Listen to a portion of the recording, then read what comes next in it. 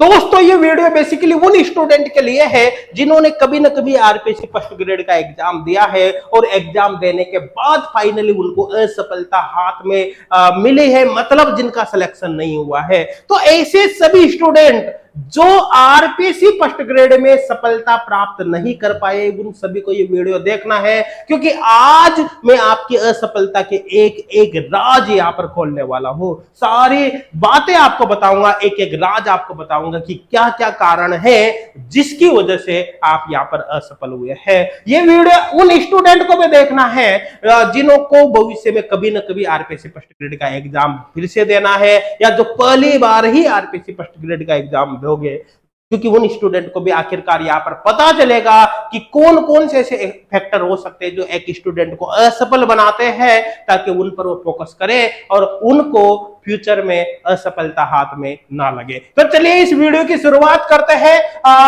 यहां पर एक बात हमेशा आपको याद रखनी है, मन के हारे हार है, मन के जीते जीत। मन के हारे हार है, मन के जीते जीत, मतलब आपके जीत और हार को कोई और तय नहीं कर सकता। ध्यान देना, मैंने क्या बोला, आपकी जीत और हार को और कोई तय नहीं कर सकता। ये पूर्ण रूप से आप पर निर्भर करती है। दोस्तों में से आपको ध्यान रखना है, मैदान में हारा हुआ इंसान फिर से जीत सकता है, लेकिन मन से हारा हुआ इंसान कभी नहीं जीत सकता। इस बात को आपको ध्यान रखना है। अब यहां पर मैं आपके असफलता के एक एक कारण को बताने वाला हूं। देखो, आपको सबसे पहले ध्यान देना है। देखो, don't know when start preparation. देखो, ज्यादातर स्टूडेंट को तो पता ही नहीं होता कि एग्जाम के प्रिपरेशन कब से शुरू करनी है। वो हमेशा अपने बेस्ट टाइम के लिए सोचते रहते हैं जब वैकेंसी आएगी, वैकेंसी आने के बाद प्रिपरेशन करेंगे। कुछ लोग तो इतने बड़े होते हैं कि वो वैकेंसी आने के बाद भी अपनी प्रिपरेशन की स्टार्ट नहीं करते, बल्कि प्रिपरेशन को स्टार्ट करते हैं कब? जब एग्जाम डेट आ जाती है। फिर आपको पता चलता है अब तो 3 महीने रह गए, 2 महीने रह गए, अब क्या करें?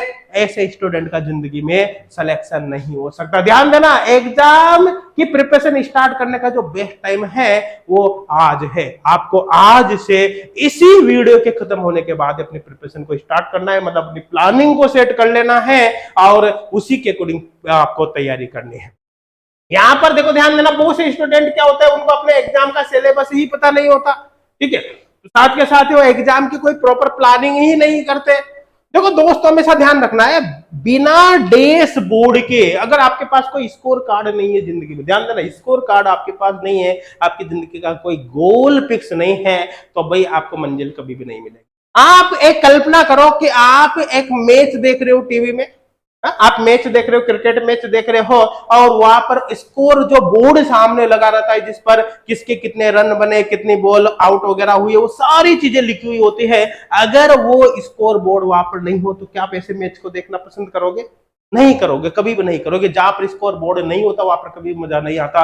जब आप ये चीजें जानते हो तो अपनी प्रिपरेशन के दौरान अपना स्कोर बोर्ड क्यों तैयार नहीं करते? आपको यही पता नहीं होता कि कितने समय में आपको सारा सिलेबस कवर करना है, किस टॉपिक पर आपको फोकस करना है, किस टॉपिक पर फोकस नहीं करना। आप यहाँ पर देख सकते हैं, देखो, आपको इंपॉर्टेंट टॉपिक पर फोकस ज्यादा करना है। देखो भाई, हर चीज को एक तराजू में नहीं तोला जाता। ऐसा नहीं होता कि हर चीज को बराबर वेटेज दे दो। देखो, आपकी जिंदगी में कई सारे दोस्त होंगे, क्या आप हर दोस्त को, हर मिलने वाले को बराबर समय देते हो? नहीं देते। किसी दोस्त को आप बहुत ज्यादा समय देते हो, किसी दोस्त को बहुत कम समय देते हो। जब आप अपनी डेली लाइफ में, रेगुलर लाइफ में इन चीजों का फोकस करते हो, तो आप अपनी स्टडी की प्लानिंग में इनको शामिल क्यों नहीं करते? भाई क्या कारण है, क्यों शामिल नहीं करते?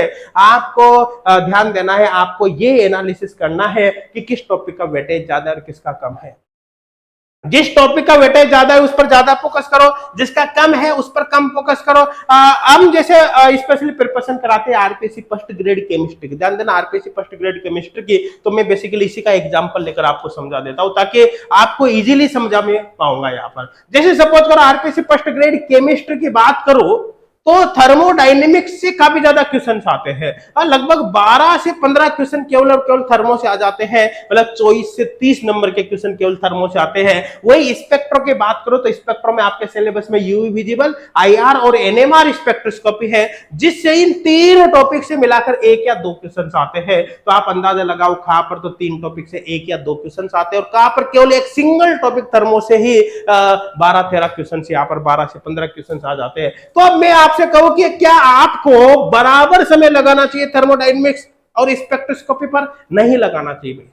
थर्मो पर आपको ज्यादा फोकस करना है, उसकी ज्यादा प्रैक्टिस करनी है, जबकि स्पेक्ट्रो की बात करें तो वहां पर आपको कम फोकस करना है, उसकी कम प्रैक्टिस आपको करनी है, ताकि जो समय स्पेक्ट्रो पढ़ते समय आपका बचे उस समय को भी आप कहां पर लगा सको, हाई वेटेज टॉपिक में लगा सको, जिनका वेटेज ज्यादा है, जो ज्यादा इंपॉर्टेंट टॉपिक है।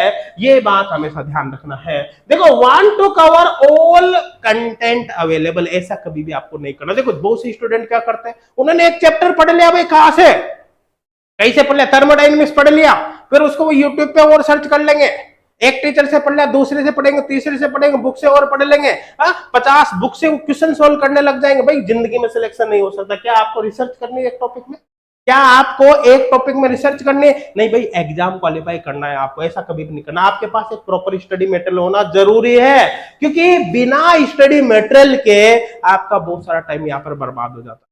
आपको देखो थोड़ा बहुत पैसा खर्च होता है अच्छी प्लानिंग के लिए, अच्छे स्टडी मटेरियल के लिए, नो डाउट इसकी कोई, तो आप प्रॉपर कहीं से भी, जहां से भी आपको अच्छा लगे, चाहे वो किसी कोचिंग का ऑनलाइन कोर्स हो सकता है या कहीं से भी हो सकता है, आपको एक प्रॉपर स्टडी मटेरियल जरूर आपको वहां से परचेज करके उसी से प्रिपरेशन अपनी करनी चाहिए। आपको अब देखो, स्टडी मटेरियल जब आप परचेज करते हो तो जरूर आपको कुछ बातों का ध्यान रखना है। जैसे एक प्रॉपर स्टडी मटेरियल हो, उसमें वीडियो लेक्चर्स वगैरह सब कुछ हो, ठीक है, वहां पर प्रॉपर उसके अंदर टेस्ट सीरीज हो, ठीक है, साथ के साथ ही उसके अंदर प्रीवियस ईयर क्वेश्चंस भी अवेलेबल हो, वो भी विद सॉल्यूशंस होना चाहिए। वहां पर एक प्रॉपर डाउट सॉल्विंग फैसिलिटी भी होनी चाहिए, ताकि कोई डाउट आपके आ जाए तो वहां पर अपने डाउट्स को क्लियर कर सके।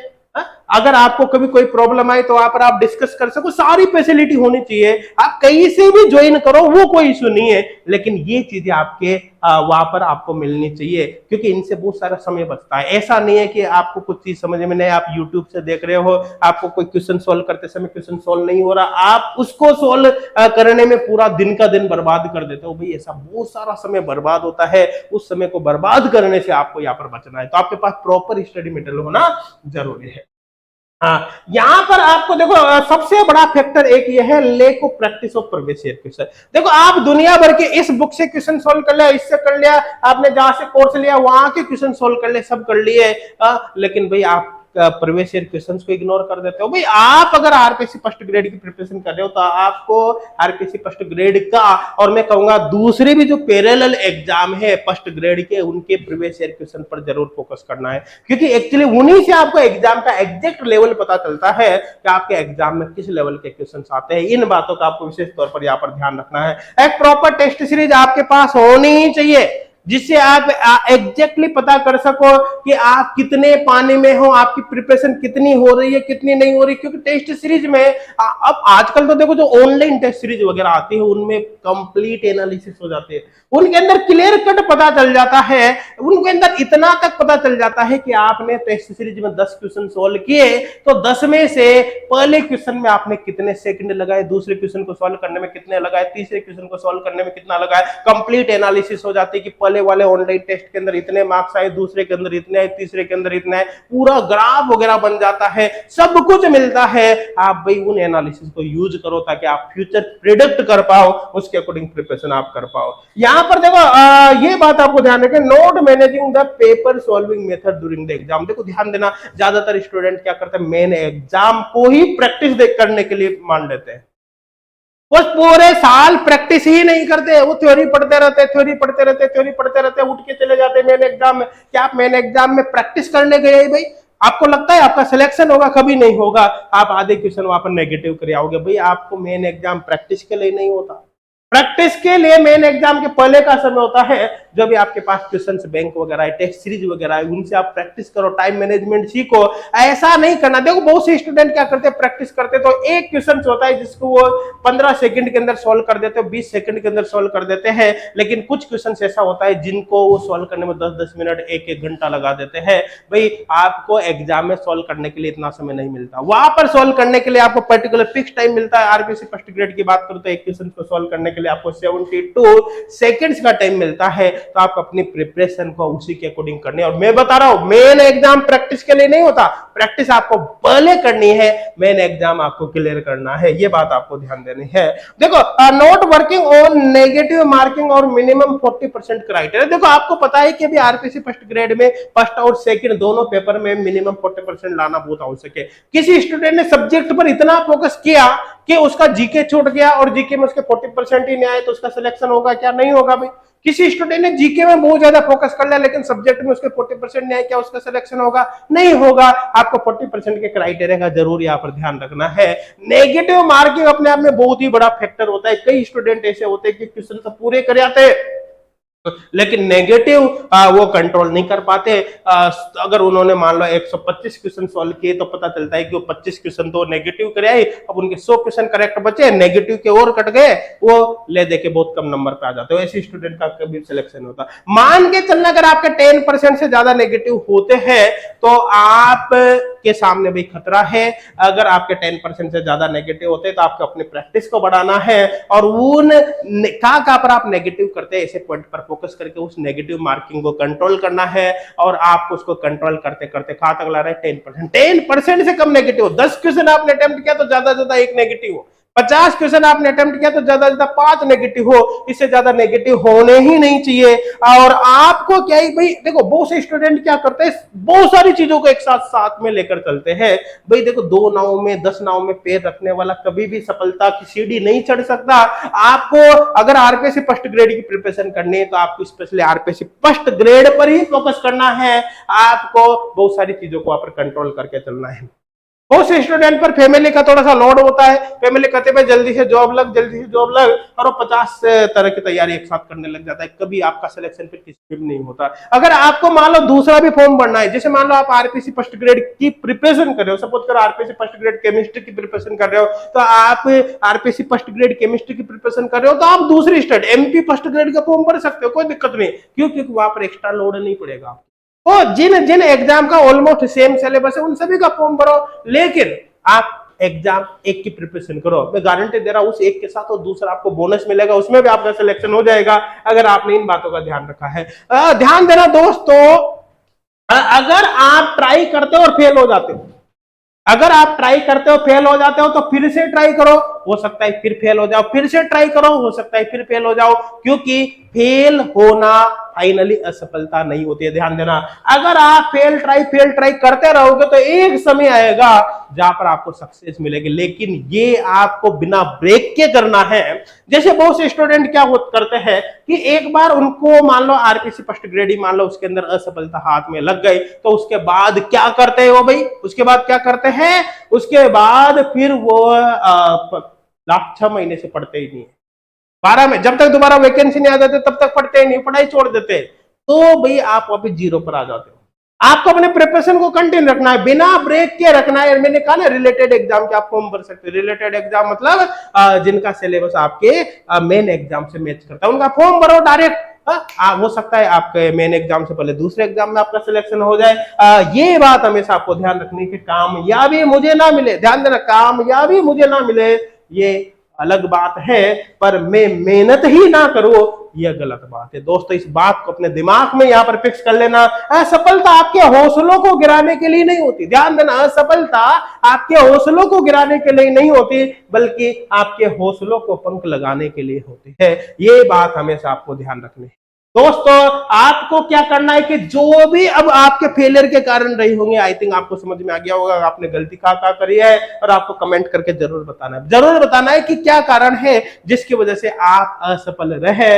लेकिन अब ध्यान देना, अब इस वीडियो को देखने के बाद आपको असफलता के जो रोना धोना बंद कर देना है। ये बार बार अपनी कहानी नहीं सुनानी कि यार मैं फेल हो गया, मेरा सिलेक्शन नहीं हुआ। भाई जो हो गया उसको तो कोई नहीं बदल सकता। आपको आगे का फ्यूचर प्रेडिक्ट करना है, उस पर अभी फोकस करना है। आपको अब अपनी प्रिपरेशन का जो टाइम है वो वेस्ट नहीं करना है। अगर आप पिछली असफलताओं का रोना धोना करते रहोगे तो आपका टाइम आगे का भी खराब होता रहेगा। ये बात विशेष तौर पर आपको ध्यान रखना है। आपको अपनी बिग मिस्टेक्स को आइडेंटिफाई करना है, उसको रिमूव करना है, और अब अपनी फिर से दोबारा से आपको नई प्लानिंग करनी। आप पुरानी प्लानिंग पर फोकस मत करो। पुरानी प्लानिंग आपकी कामयाब थी नहीं, अच्छी थी नहीं। अगर वो अच्छी होती तो आज आप सफल होते। आपको फिर से अपनी कमियों को आइडेंटिफाई करके अपनी न्यू प्लानिंग करनी है, और इसी वक्त से आपको वैकेंसी आने का वेट भी नहीं करना भाई। अभी से अपनी प्रिपरेशन को करने की, वैकेंसी तो आज नहीं तो कल आई जाएगी। देखो वैकेंसी आने के बाद जो प्रिपरेशन करते हैं ना, उनका सिलेक्शन होता ही नहीं है। बहुत कम ऐसे स्टूडेंट होते हैं जिनका वैकेंसी आने के बाद प्रिपरेशन करने पर सिलेक्शन होता है। देखो ज्यादातर उन्हीं स्टूडेंट का सिलेक्शन होता है जिनकी प्लानिंग, जिनकी प्रिपरेशन शुरू से कंप्लीट होती है। यहां पर आपको नेगेटिव मार्किंग को बिल्कुल अवॉइड करना है। मैंने आपको बताया प्रैक्टिस आपको करनी कंटिन्यू। आपको इंपॉर्टेंट टॉपिक पर ज्यादा फोकस करना है। हर टॉपिक को बराबर वेटेज कभी नहीं देना। जिनसे ज्यादा क्वेश्चन आते हैं उन पर ज्यादा फोकस करो, उनकी प्रैक्टिस ज्यादा करो। जिनसे कम क्वेश्चन आते हैं उन पर आपको कम फोकस करना है। आपको यहाँ पर एक फिक्स गाइडेंस में ही अपनी प्रिपरेशन को करना है कंटिन्यू।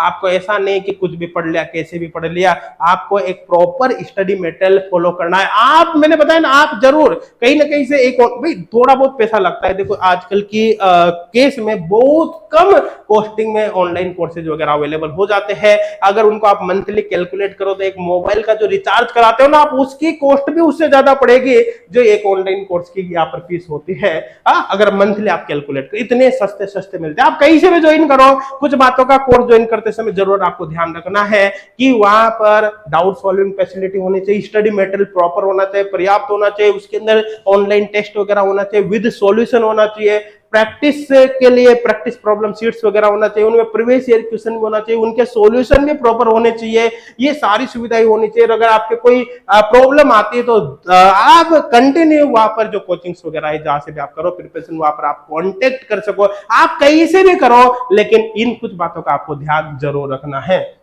यहाँ पर आपको क्या करना है, आपको प्रीवियस ईयर क्वेश्चंस पर ज्यादा फोकस करना है। टेस्ट वगैरह कंटिन्यू अटेम्प्ट करते रहना है, और साथ के साथ आपका जो 3 घंटे का पेपर होता है उसके अकॉर्डिंग भी अपनी प्रिपरेशन को कंटिन्यू यहाँ पर रखना है। आप हमेशा ध्यान रखना दोस्तों, भूल जाओ अपने बीते हुए कल को। ध्यान देना, भूल जाओ अपने बीते हुए कल को और खुद पर विश्वास कर।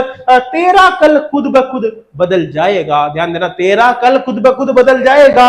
तू बस मेहनत कर अपने आज पर। तो दोस्तों इसी के साथ में इस वीडियो को समाप्त करता हूं।